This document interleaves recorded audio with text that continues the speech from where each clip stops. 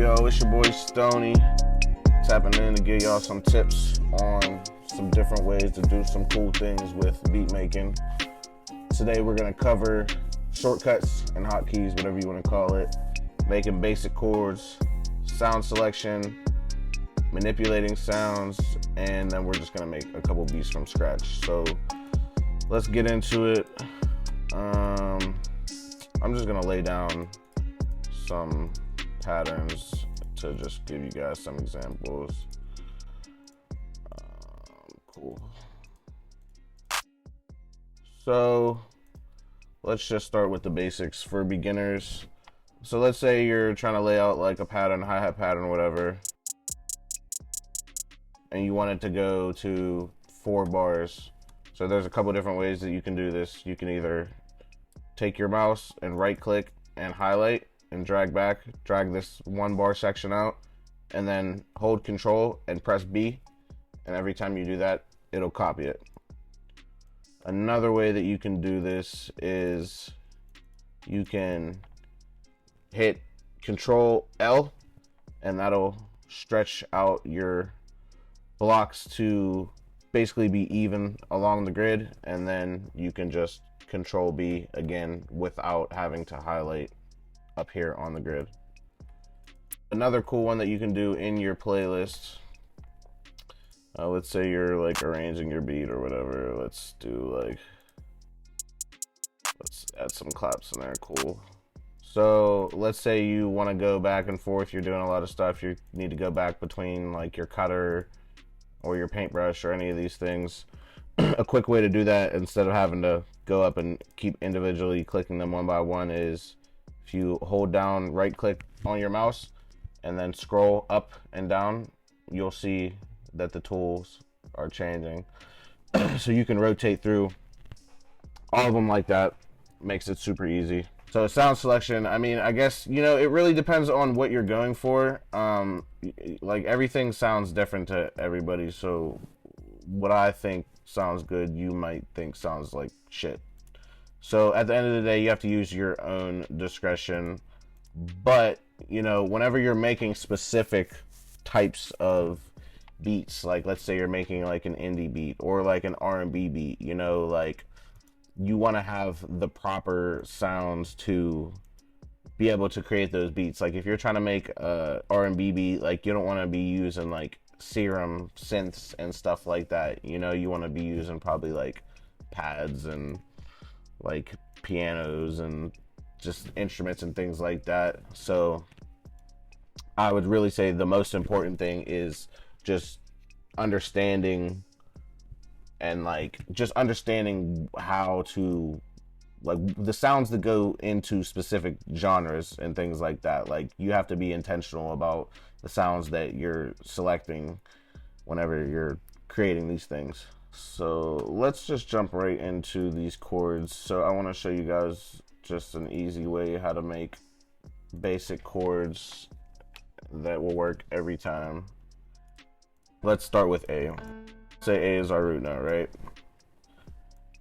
So at any time that you lay a root note anywhere on here in a chord, one thing that you can do automatically every time to create a chord is copy 1 and just take it up 7 notes from your bass note. 1, 2, 3, 4, 5, 6, 7. So now you have a basic chord with just 2 notes. Now if you want to make that a minor, you would take another 1 and take that up 3 from your root note. For major, it would be up 4 from your root note in that middle note.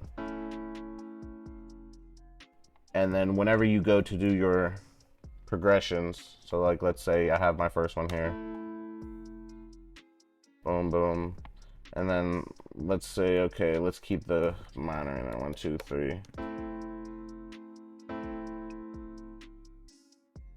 For your second chord, there's a couple different things that you can do. You can take it down 2. So this is one thing for this, for the progression after the 1, 3, 7, moving on to your next chord, you have to take that middle note and bump it up 1 to make it major so that the progression actually works.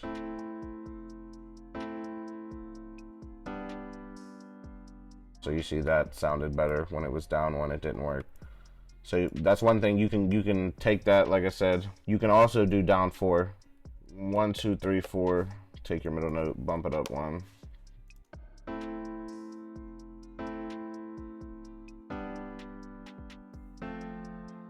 So you see, like, it's really that easy to just make a basic chord. For your minor, it's 1, 3, 7. And for your major in your next is 1, 4, 7. So just to give it some different flavor, like what you can do, instead of just repeating that same 4 in that same order again, you can switch it up.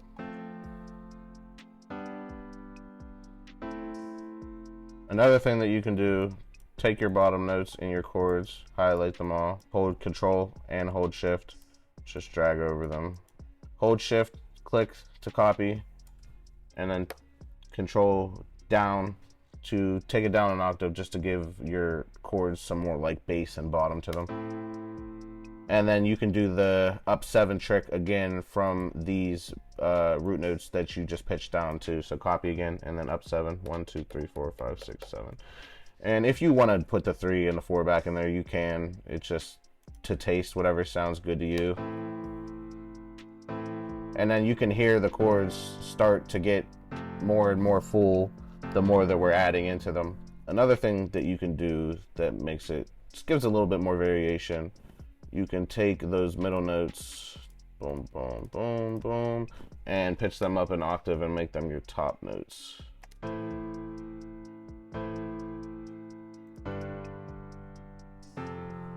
So another thing that you can do to give it like movement, because this is cool, the chords sound nice and like full, but it's kind of just like the pattern doesn't have much to it.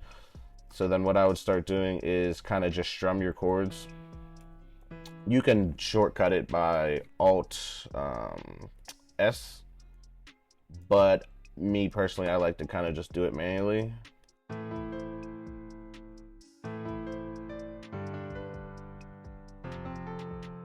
But yeah, that's a cool, easy way to just make chords. And then if you want, like, let's say we like our pattern, but we don't like the key anymore.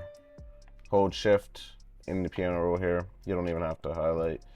And just go up and down on your keypad, and that'll change our pitch.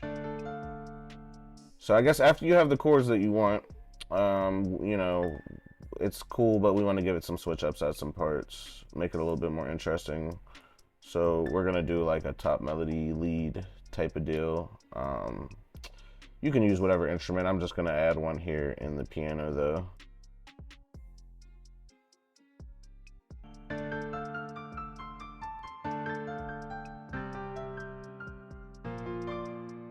Alright, cool. That's enough for chords, really quick and everything.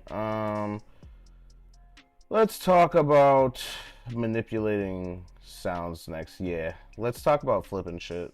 That's probably my favorite thing to do. So for this, I'm actually gonna take this top melody away. We're just gonna keep the chords, and I'm gonna change the sound to a one shot instead of VST.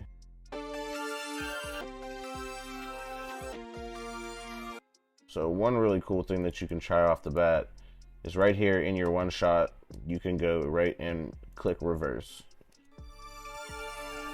And that does some cool shit sometimes. I think that sounds really cool. Another cool thing you can do that I like to do with one shots sometimes, if you come in this little wrench tab over here, there's actually like a built-in delay that's pretty fire right here.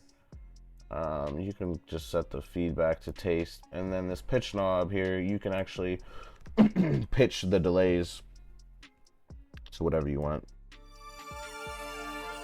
Alright, let's get into some actual VSTs for flipping shit. So first we're gonna just pull up halftime. Halftime's the classic. You can do a couple different things with halftime. A lot of the time I like the one bar, but you'll hear it change individually with each one. And you can also do different effects with this knob. when you set it over here, it'll go back and forth between the dry signal and the wet signal, essentially. Alright, we're just going to make a couple beats from scratch now, just to kind of show you guys my process and my workflow.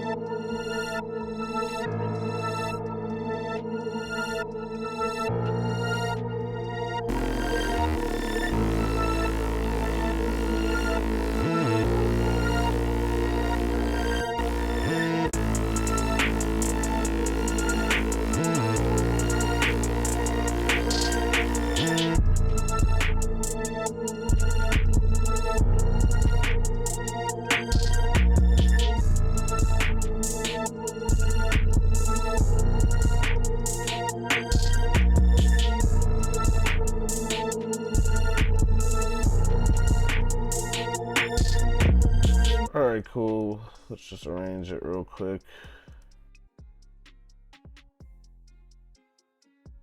And when you're laying your beats out, it's super important to make it interesting. So try to do like just cool switch ups. Like you don't want it to be the same the entire time, or else people are gonna get bored and artists probably are not gonna use your beats.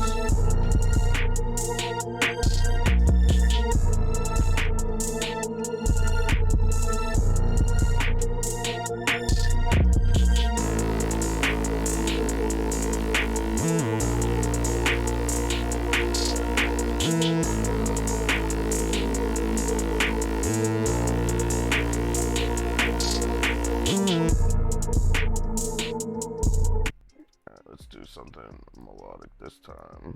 Yeah, that'll do for now. You could also use the scale highlighter when you're making loops. I don't always use it, but it helps. Speaking of phrases, let's use some phrases from this Rio Pedal Magic phrase kit. Shout out Rio, this shit's super fire.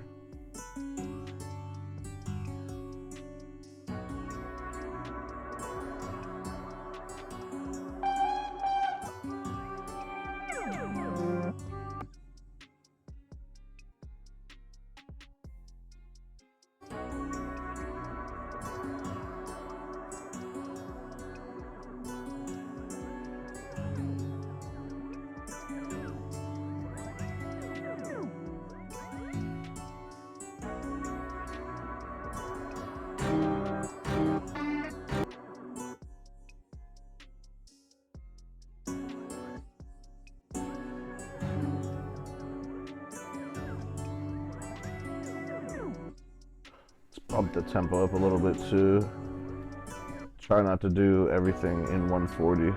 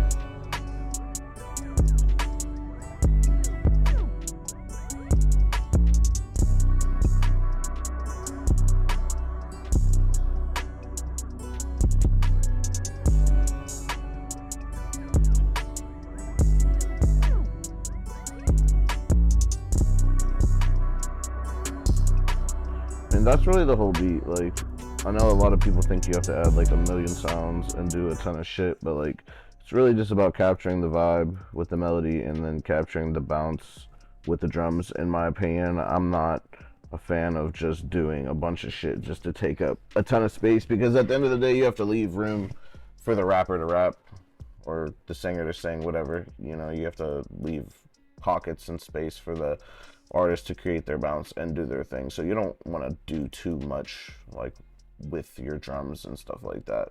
Sometimes it's cool, you know. I mean, there are certain artists who are gonna want shit like that, but a lot of the time, and most artists, in my experience, need that space. Definitely gonna render this loop out. We're just gonna do it like this.